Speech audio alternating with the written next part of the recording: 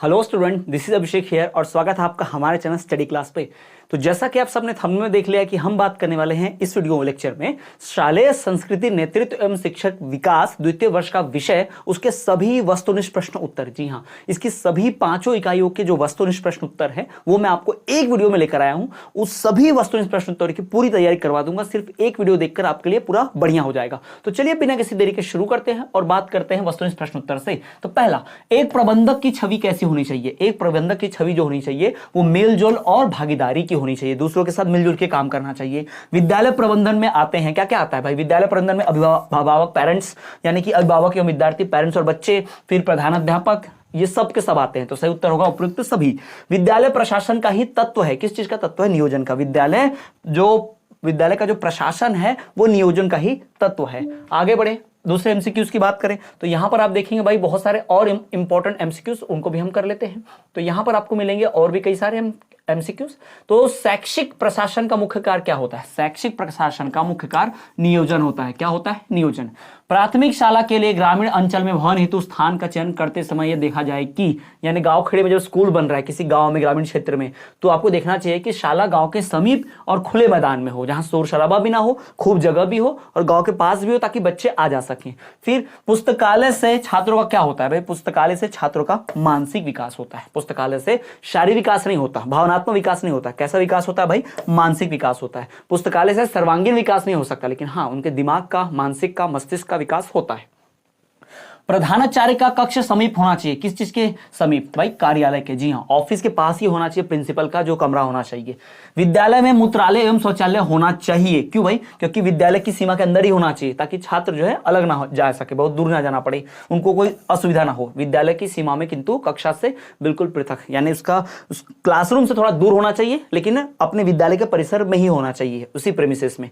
NCERT का नाम क्या है? एनसीईआरटी का पूरा नाम क्या है? तो राष्ट्रीय शैक्षिक अनुसंधान एवं प्रशिक्षण परिषद। जी हाँ, नेशनल एनसी, सी शैक्षिक मतलब है यहाँ पे नेशनल करिकुलम अनुसंधान, ई से मतलब एजुकेशन और यहाँ से ट्रेनिंग, एनसीईआरटी। ठीक है, तो आप ध्यान रखना, एनसीईआरटी ऐसा फुल फॉर्म उसका रहता है, एनसीईआरटी इंग्लिश में, उसको हिंदी में कहते हैं राष्ट्रीय शैक्षिक अनुसंधान एवं प्रशिक्षण परिषद। अगला है, सरकार द्वारा आंग्ल भाषा शिक्षा संस्थान की स्थापना की गई। आंग्ल भाषा शिक्षा की स्थापना सरकार द्वारा कब की गई? सन 1964 में की गई थी। अब बढ़ते हैं यहां से सीधा रिक्त स्थानों की तरफ। जी हाँ, जो रिक्त स्थान है, खाली स्थान है, उनकी तरफ बढ़ते हैं। तो पहला, शैक्षिक प्रशासन गत्यात्मक होता है। कौन सा प्रशासन गत्यात्मक होता है? शैक्षिक वाला।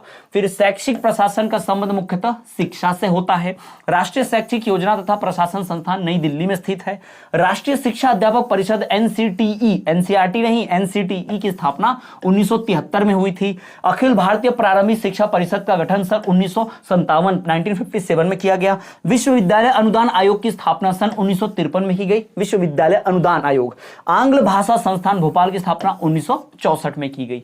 ये रिक्त स्थान कुछ हो गए। बाकी के रिक्त स्थानों की बात करें तो साहित्यिक पाठ्य सामग्री क्रिया है। कैसी क्रिया भाई? यह ऐसी क्रिया है जिसमें वाद विवाद, प्रतियोगिताएं, ये सब होती हैं। ठीक है, पाठ्यक्रम समगामी क्रियाएं किस पर आधारित है भाई? क्रिया, रुचि और नियोजन के सिद्धांत पर आधारित है। करिकुलम शब्द की उत्पत्ति अंग्रेजी के क्यूरेरे शब्द से हुई है। करिकुलम ये जो शब्द है, इसकी उत्पत्ति, माफ कीजिएगा, अंग्रेजी नहीं, लैटिन शब्द क्यूरेरे से हुई है। अब बढ़ते हैं एक वाक्य के उत्तर की तरफ। एक वाक्य की बात करें इसमें, अन्य प्रशासन की भांति शैक्षिक प्रशासन 5 तत्वों, नियोजन, संगठन, आदेश, समन्वय तथा नियंत्रण की एक प्रक्रिया है। यह परिभाषा किसने दी? तो यह परिभाषा दी हेनरी फेयाल ने। दूसरा, भारतीय शिक्षा तंत्र की संरचना के कितने स्तर हैं? कुल भाई यहां पर 3 स्तर हैं, केंद्रीय, राज्य और स्थानीय, सेंट्रल गवर्नमेंट, स्टेट गवर्नमेंट और लोकल। भाई विश्वविद्यालय अनुदान आयोग की स्थापना कब हुई थी? तो ये हुई थी सन 1953 में, हमने पहले ही पढ़ा भी। केंद्रीय समाज कल्याण मंडल की स्थापना कब हुई थी? तो ये हुआ था सन 1943 में। राज्य शिक्षक प्रशिक्षण मंडल मध्य प्रदेश की स्थापना कब हुई थी? ये हुई थी सन 1967 में। फिर जिला परिषद का प्रमुख अधिकारी कौन होता है? भाई अध्यक्ष होता है, जिला अध्यक्ष होता है। नंबर 7, महानगर पालिका प्रमुख को क्या कहते हैं? महानगर पालिका का जो प्रमुख होता है उसे मेयर कहते हैं। फिर 8वां नंबर, राज्य शिक्षक सलाहकार मंडल की स्थापना कब हुई थी? इसकी स्थापना सन 1973 में हुई थी। आंग्ल भाषा संस्थान भोपाल की स्थापना कब हुई थी? सन 1964 में हुई थी। अभी इसके थोड़ी देर पहले पढ़ा था। राष्ट्र का निर्माता किसे कहा जाता है? शिक्षक को कहा जाता है। शिक्षा संस्कृति के प्रमुख अव्यय कौन कौन से हैं? तो भाई इसमें आपको संगठन, प्रबंधन, सहयोग, ये सब मिलेगा। शिक्षक में क्या मिलेगा? शिक्षक संस्कृति के प्रमुख अव्यय जो रहेंगे उसमें संगठन, प्रबंधन और सहयोग, तीनों। फिर आखिरी, शिक्षा ही राष्ट्रीय एकता का आधार है। ये कथन किसका है? ये कथन है पंडित जवाहरलाल नेहरू का। हमारे देश का, राष्ट्र का जो एकता का आधार क्या है? वो शिक्षा ही है, एजुकेशन ही है। आगे बढ़े। अब ये यहां पर एक कथन दिया है जिसमें सर्वोत्तम विद्यालय प्रशासन, प्रबंधन, संगठन एवं समन्वय के द्वारा छात्रों के सर्वांगीण विकास का मार्ग प्रशस्त होता हो, शालेय प्रभावशीलता कही जाती है। यह कथन किसका? यह कथन है श्रीमती R.K. शर्मा जी का। ध्यान रखेंगे। प्रभावशीलता का अर्थ क्या होता है? प्रभावशीलता का अर्थ होता है प्रबंधन, संगठन, प्रशासन, समन्वय का उच्चतम रूप। फिर मानक का अर्थ क्या है? मापदंड। मानक का अर्थ क्या है? मापदंड। आकलन का अर्थ क्या है? किसी कार्य की सटीक जानकारी। आकलन का मतलब होता है किसी भी काम की एकदम एग्जैक्ट नॉलेज, जानकारी, इंफॉर्मेशन। शाला कैलेंडर का संबंध किस चीज से? शाला कैलेंडर का संबंध भाई शिक्षकों के वेतनमान से भी है, छात्रों के मानसिक विकास से भी है और विद्यालय कार्यों की शैक्षिक चर्चा से भी है। यानी इसका उत्तर होगा उपयुक्त। इनमें से ये आप देखोगे तो ये भी है, इनमें से किसी से नहीं है, क्योंकि भाई शाला कैलेंडर जो होता है टीचर की सैलरी से मतलब ही नहीं है, स्टूडेंट के मानसिक विकास से मतलब नहीं है भाई। ये तो प्लान के हिसाब से, शाला का कैलेंडर कब साल लगी कब नहीं लगी उस हिसाब से है ना। तो कोई भी उत्तर इसमें से सही नहीं है। ऐसा नहीं कि सारे सही है, इसमें से कोई सही नहीं है। संप्रेषण द्वारा तथ्यों को बताया जाता है। क्या बताया जाता है? सामान्य। संप्रेषण द्वारा हम तथ्य को सामान्य बताते हैं, जनरल। संप्रेषण से तात्पर्य एक, अब संप्रेषण की परिभाषा याद है, कथन। तो संप्रेषण से तात्पर्य एक व्यक्ति के विचारों तथा संपत्तियों से एक दूसरे व्यक्तियों को परिचित कराने से है। यह किसने कहा था? E.G. मेयर ने कहा था। यह परिभाषा किसके द्वारा दी गई? E.G. मेयर के द्वारा दी गई। अगला देखिए, यहां पर अगला आप देख पाएंगे तो कुछ और वस्तुनिष्ठ प्रश्नोत्तर जो हम यहां पर देखेंगे इंपॉर्टेंट है बहुत, इसी इकाई से, दूसरी वाली इकाई से ध्यान रखेंगे। तो पहला, संप्रेषण की भौतिक बाधा है। संप्रेषण की भौतिक बाधा क्या है? शोर से अच्छा संप्रेषण यानी बातचीत नहीं हो सकती, अदृश्यता, बिना देखे भी ढंग से बातचीत नहीं होती, दूरी का होना भी ये है एक असर डालता है। ठीक है, तो ये तीनों बाधाएं हैं किसमें? संप्रेषण में। सही उत्तर होगा उपयुक्त सभी। अगला देखिए, संप्रेषण की मनोवैज्ञानिक बाधा क्या है? संप्रेषण की मनोवैज्ञानिक बाधा क्या है? मनो मतलब अंदर के कारण। वो हो सकता है अरुचि, अगर किसी को आपसे बात करने में इंटरेस्ट ना हो, फिर मतभेद, आपस में बनती ना हो, फिर पूर्ण धारणाएं, पहले से पूर्व धारणाएं, जो पहले से डिसाइड करके रखा कि ऐसा ही होगा लेकिन उसका मतलब कुछ और है, लेकिन हम पहले से सोच के बैठे हैं तो गलतफहमी होगी। तो ये सारे उत्तर ध्यान रखिएगा। संप्रेषण की बाधाओं को दूर करने का क्या उपाय है? संप्रेषण की बाधा कब दूर होगी? जब समुचित भाषा का प्रयोग होगा, जब उचित पुष्टि देंगे, जब संचार भाषा का बहुत अच्छे से काम होगा, यानी दोनों तरफ से बातचीत होगी, द्विवाही होना संचार भाषा है ना। फिर संप्रेषण कितने प्रकार से किया जा सकता है? तो संप्रेषण 2 प्रकार के किया जा सकता है, लिखित और मौखिक, बोल के या फिर लिख के। ठीक है, संप्रेषण 2 प्रकार से किया जा सकता है। मौखिक संप्रेषण कितने प्रकार से किया जा सकता है? तो 2 प्रकार से, बोलकर है ना, सुनकर। फिर उसके बाद अशाब्दिक संप्रेषण क्या है? अशाब्दिक यानी बिना शब्द के, ध्वनि, स्पर्श और दृष्टि, ये तो बिना शब्द के हो सकता है। फिर इसके उत्तर सभी, उपयुक्त सभी। मौखिक संप्रेषण क्या है? तो भाई मौखिक संप्रेषण में क्या कहेंगे? कम स्थायित्व तो होता है, सही बात है। कम खर्चीला होता है, सही बात है। प्रतिक्रिया तुरंत पता चल जाती है, सही बात है। यानी इसका उत्तर क्या होगा? उपयुक्त सभी। मौखिक में, ओरली में क्या होता है भाई? कम स्थायित्व है, तुरंत बोला आपने तुरंत खत्म, ध्यान रखेंगे। लिखित संप्रेषण की बात करते हैं। लिखित संप्रेषण में क्या होता है? प्रतिक्रिया का पता बाद में चलता है, पहले लिखोगे तब ना, फिर आप लिखोगे, कोई पढ़ेगा, टाइम लगेगा। इन्हें लंबे समय तक रखा जा सकता है, लिखित वाले को। लंबे, दूरस्थ तथा कठिन संप्रेषण के लिए बहुत उपयुक्त है, सही बात। तो ये हो गया राइटिंग, जो व्हाट्सएप टेक्स्ट मैसेज हम करते हैं ना, चैटिंग, वो लिखित संप्रेषण है। और जो वॉइस मैसेज बोलते हैं, कॉल करते हैं, तुरंत कॉल करके बोलते हैं, तो वो हमारा मौखिक संप्रेषण है। ठीक है, आगे बढ़ते हैं, रिक्त स्थानों की तरफ चलते हैं। तो प्रबंधन, संगठन, प्रशासन, समन्वय का उच्चतम प्रभावशीलता कहलाता है। किसी कार्य की सटीक जानकारी आकलन कहलाती है। फिर शाला कैलेंडर में वर्ष भर के कार्यक्रमों की रूपरेखा होती है। संप्रेषण द्वारा तथ्यों को सामान्य बनाया जाता है, थोड़ी देर पहले पढ़ा था। फिर किस चीज का भाई यहां की बात हो रही है कि और शालेय प्रभावशीलता घनिष्ठ रूप से संबंधित है। कौन कौन संबंधित है? संस्कृति और शालेय प्रभावशीलता घनिष्ठ रूप से संबंधित है। फिर पुस्तकालय विद्यालय का हृदय होता है। ठीक है, तो शाला संस्कृति और शालेय प्रभावशीलता एक साथ जुड़े हैं।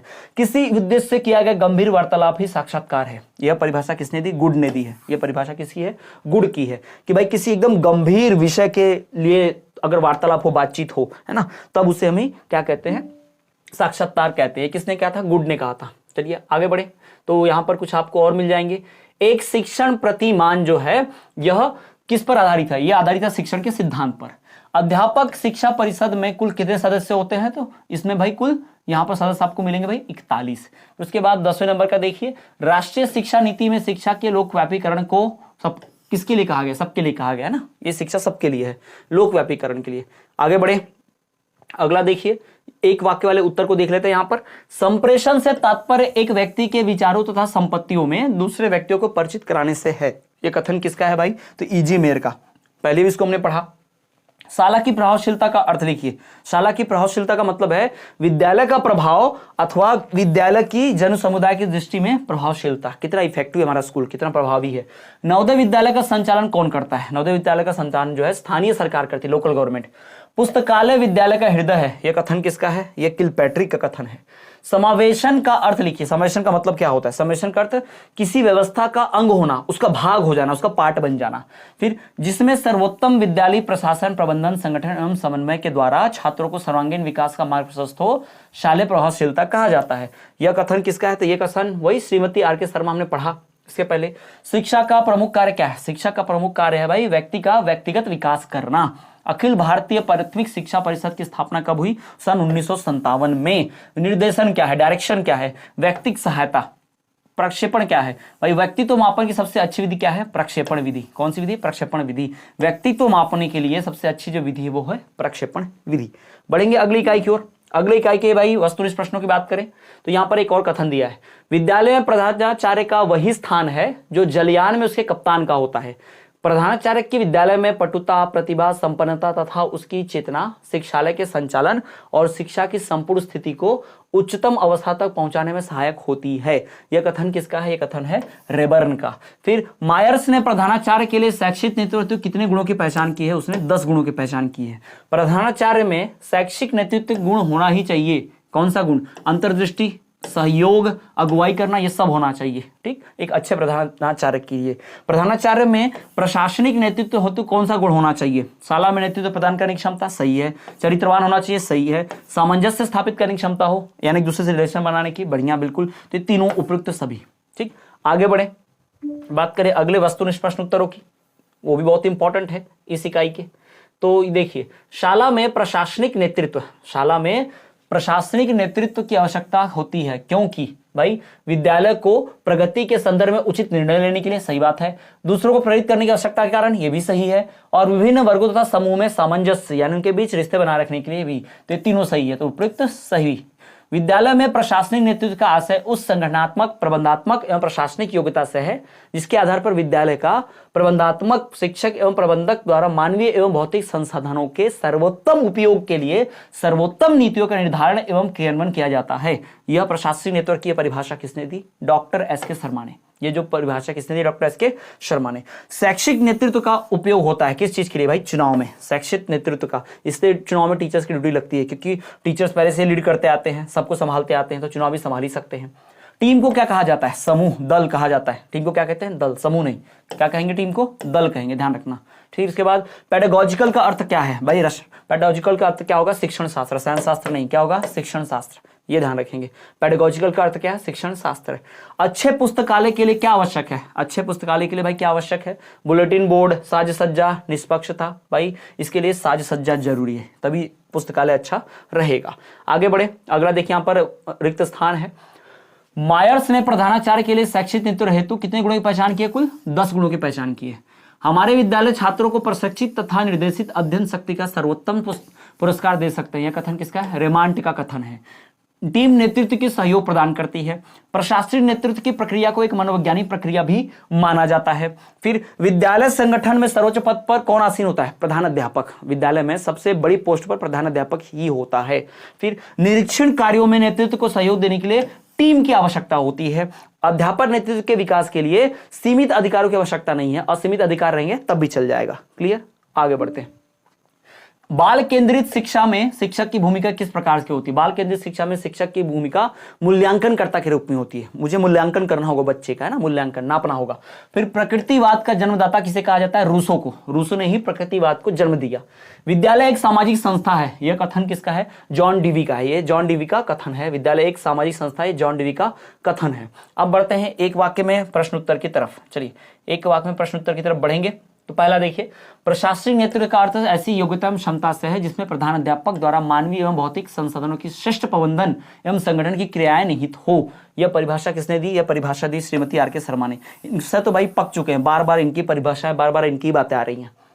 टीम नेतृत्व का अर्थ बतलाइए। टीम नेतृत्व का मतलब क्या? मतलब टीम को तैयार करना, किस चीज के लिए? नेतृत्व करने के लिए। पेडागोजिकल नेतृत्व से क्या आशय है? पेडागोजिकल नेतृत्व से भाई आशय है विषयागार क्षेत्र के नेतृत्व को पेडागोजिकल नेतृत्व कहा जाता है ना, ध्यान दे रखेंगे।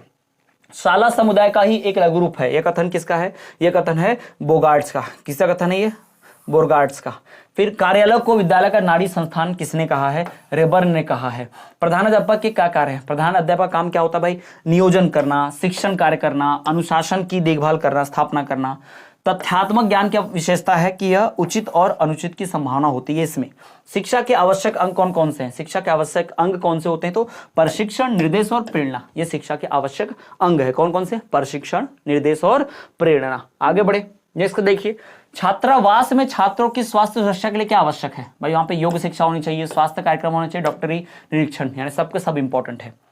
संस्कृति की सामग्री से ही शिक्षा का प्रत्यक्ष रूप से निर्माण होता है और यही सामग्री शिक्षा को न केवल उसके स्वयं के उपकरण वरन उसके अस्तित्व का कारण भी प्रदान करती हैं। यह कथन किसका है? यह कथन रेमांड जी का है। किसका? रेमांड का।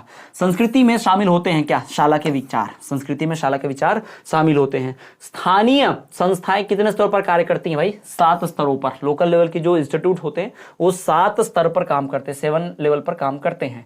फिर राज्य स्तर पर शिक्षा विभाग का सबसे बड़ा अधिकारी कौन होता है? शिक्षा सचिव। राज्य स्तर पर शिक्षा सचिव, शिक्षा अधिकारी सबसे बड़ा होगा। राष्ट्रीय शैक्षिक अनुसंधान एवं प्रशिक्षण परिषद स्थापना शिक्षा मंत्रालय द्वारा सर्वप्रथम कब की गई थी? तो दिसंबर 1949 में। ठीक है, कब की गई थी? दिसंबर 1949। आगे बढ़े, आगे थोड़ा और देख लेते हैं। मानव संसाधन विकास मंत्रालय के लिए शिक्षा विभाग के सचिवालय का नेतृत्व करता है कौन? शिक्षा सचिव ही करता है। विद्यालय शिक्षा के क्षेत्र में भारत सरकार से कौन से संगठन संबंध रखते हैं? केंद्रीय माध्यमिक शिक्षा बोर्ड, सीबीएसई। ठीक, फिर आगे बढ़ते हैं, चलिए रिक्त स्थानों की तरफ। रिक्त स्थान यानी कि खाली स्थान की तरफ बढ़ा जाए। देखिए, पहला, राज्य स्तर पर शिक्षा विभाग का सबसे बड़ा अधिकारी कौन होता है? तो भाई शिक्षा सचिव, पहले ही हमने पढ़ा। फिर किसके आदान प्रदान के लिए? भाई शिक्षा के आदान प्रदान की प्रक्रिया समाज में ही संभव है, क्योंकि शिक्षा एक सामाजिक प्रक्रिया है। फिर शिक्षा और क्या? भाई शिक्षा और समाज का संबंध घनिष्ठ होता है, गहरा होता है। पहले भी हम विषय में पढ़े हैं। राष्ट्रीय शिक्षा नीति के क्रियान्वयन की समीक्षा कब हुई? तो भाई ये कब की गई? 5 वर्षों में की गई है ना, हर 5 वर्ष में की जाती है। ठीक, उसके बाद शिक्षा प्रशासन के सुधार हेतु कोठारी कमीशन ने किसकी स्थापना की थी? भाई इन्होंने विद्यालय बोर्ड की स्थापना की थी। फिर संविधान के अनुसार प्रत्येक राज्य की शिक्षा व्यवस्था संचालित करने की जिम्मेदारी स्थानीय सरकार की होती है, वहां के राज्य की स्थानीय सरकार की। फिर बात करें शिक्षा का सामान्य कार्य क्या है? शिक्षा का जो सामान्य कार्य है, शिक्षा का जो सामान्य कार्य है, शिक्षा का सामान्य कार्य क्या है? शिक्षा का सामान्य कार्य व्यक्तित्व का विकास करना है।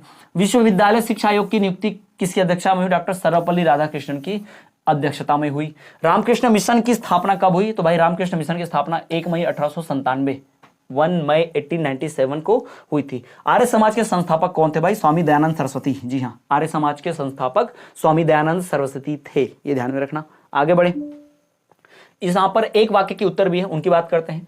सामाजिक संबंधों का जाल ही समाज है, यह कथन किसका है? तो यह कथन है भाई मैकाइवर पेज का। सामाजिक परिवर्तन सामाजिक विकास है, यह कथन किसका है? स्पेंसर का। प्राथमिक शिक्षक जनसाधारण की शिक्षा है, यह कथन किसका है? शिक्षा आयोग का। फिर वह बालक पिछड़ा बालक कहलाता है जो अपने विद्यालय कार्य में अपनी कक्षा से निचली कक्षा का भी कार्य करने में सक्षम नहीं है। अपने क्लास के अपेक्षा अपने से लोअर क्लास, मैंने पढ़ रहा 5वीं में, लेकिन चौथी के हल भी नहीं बनते, चौथी का सवाल भी नहीं बनता, तो ऐसे बालक को क्या बोला जाता है? ऐसे बालक को भाई पिछड़ा बालक कहा जाता है। यह कथन किसका है? यह कथन है हमारे भाई फ्रायड जी का। किसका? फ्रायड का। प्राथमिक शिक्षकों की प्रशिक्षण संस्था किसे कहते हैं? भाई जिला शिक्षा एवं प्रशिक्षण परिषद। ठीक, डाइट जिसे कहा जाता है। समाजीकरण सीखने की वह प्रक्रिया जो सीखने वालों के सामाजिक भूमिकाओं के निर्वाह के योग्य बनाती है, परिभाषा किसने दी? जॉनसन एंड जॉनसन ने। राष्ट्रीय महिला शिक्षा परिषद की स्थापना सन 1959 में हुई। राष्ट्रीय साक्षरता अभियान कब प्रारंभ किया गया? सन 1988 में। 1988 में नेशनल लिटरेसी यानी राष्ट्रीय शिक्षा अभियान, साक्षरता अभियान, साक्षरता दर, पढ़ाई लिखाई वाला, ठीक है, इसकी शुरुआत की गई 1988 में।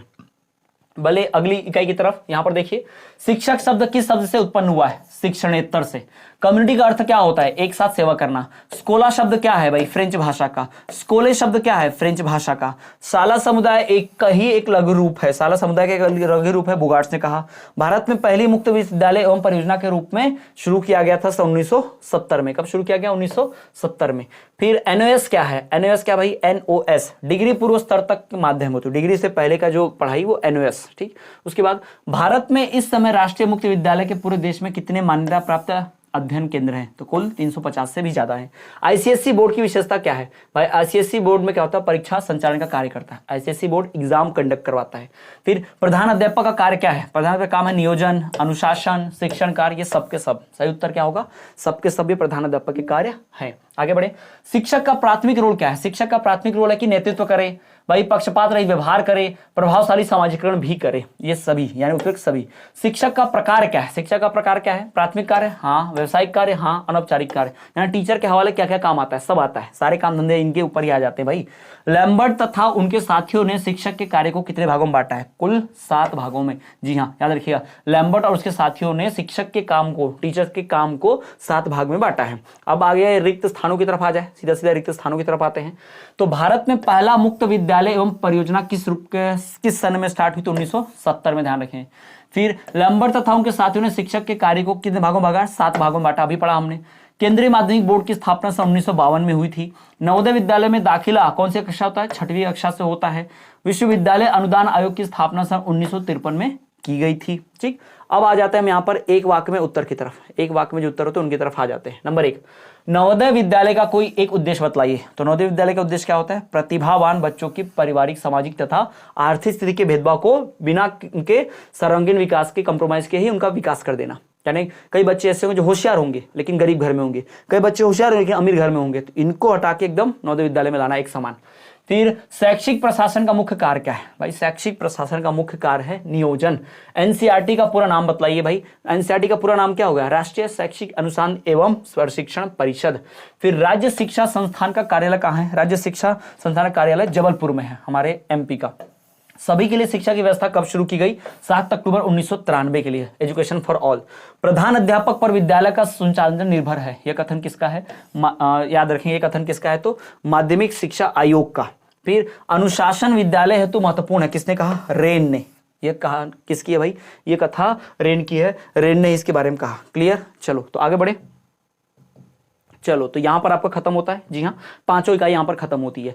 5 इकाइयों के वस्तुनिष्ठ प्रश्न उत्तर को मैंने यहां पर जल्दी फास्टली यहां पर करा दिया है। आप चाहें तो इसको रिपीट करके थोड़ा स्लो मोशन में भी करके देख सकते हैं, आपकी इच्छा है। बार बार बैक करके भी देख सकते हैं, जिससे आपको पूरा रट जाएगा, याद हो जाएगा, यानी आपके परीक्षा की पूरी तैयारी हो जाएगी। तो ये हो गया शालेय संस्कृति, नेतृत्व एवं शिक्षा विकास, शिक्षक विकास का जो विषय होता है, उस विषय के 5 इकाइयों के वस्तुनिष्ठ प्रश्न उत्तर मैंने आपको करवा दिए। और बाकी विषय की, इस विषय के अगर गेस्ट पेपर देखने हैं, आने वाले डेट परीक्षा के लिए गेस्ट पेपर क्या होगा, इसका 2023 का प्रश्न पत्र कैसा था, और इसके जो इकाई बार जो प्लेलिस्ट बनी है, क्लासेस वीडियो लेक्चर्स बने हैं, वो भी प्लेलिस्ट में आपको दिख जाएगी, तो जाके जरूर देखें वो भी। चैनल पर नए हैं तो सब्सक्राइब जरूर करना, बेल नोटिफिकेशन ऑल पर रखना, और ज्यादा से ज्यादा अपने ग्रुप्स में दोस्तों के साथ शेयर कर दो, वीडियो उन तक पहुंचा दो, उनका भी टाइम बचाओ, ताकि उन्हें खूब सारा 5 इकाई का पढ़ना ना पड़े। इस आधे घंटे से भी कम के वीडियो को देखकर उनका पूरा काम हो जाए। तो चलिए मिलते हैं अगले क्लास में, तब तक के लिए देखते रहिए हमारा चैनल स्टडी क्लास।